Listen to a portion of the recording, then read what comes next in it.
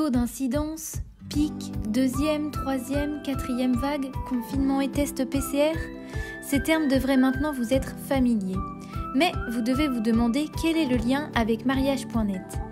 Aujourd'hui, nous allons bien parler d'un virus, mais pas de celui auquel vous pensez. Dernièrement, les couples ont été contaminés par une vague de romantisme et voient la vie en rose. Et oui, nous parlons bien du virus de l'amour, et tout particulièrement de son symptôme le plus important, les demandes en mariage.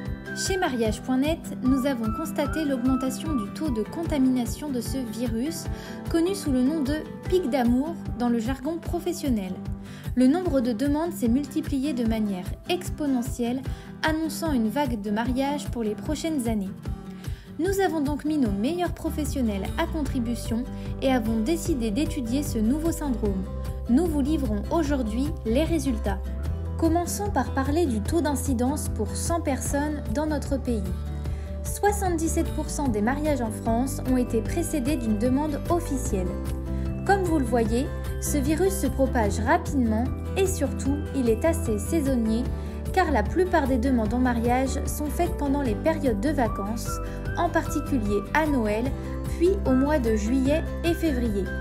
Mais attention, ce virus ne connaît pas de repos et continue à se propager tout au long de l'année.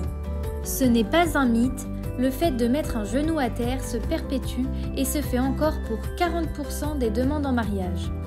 Et maintenant, à l'aide de quelques graphiques, examinons le profil des personnes infectées par ce fameux virus de l'amour.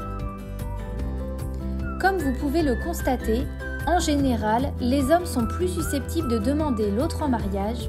75% des demandes sont faites dans l'intimité du couple, à la maison dans la plupart des cas.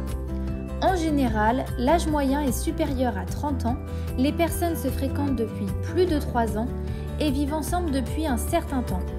Enfin, d'après ces chiffres, un couple sur 2 a déjà un enfant lors de la demande. En bref, si vous êtes en couple depuis plus de 3 ans, si vous avez plus de 30 ans, que vous êtes chez vous et que vous avez aussi un enfant, faites-vous dépister au plus vite car vous présentez tous les symptômes.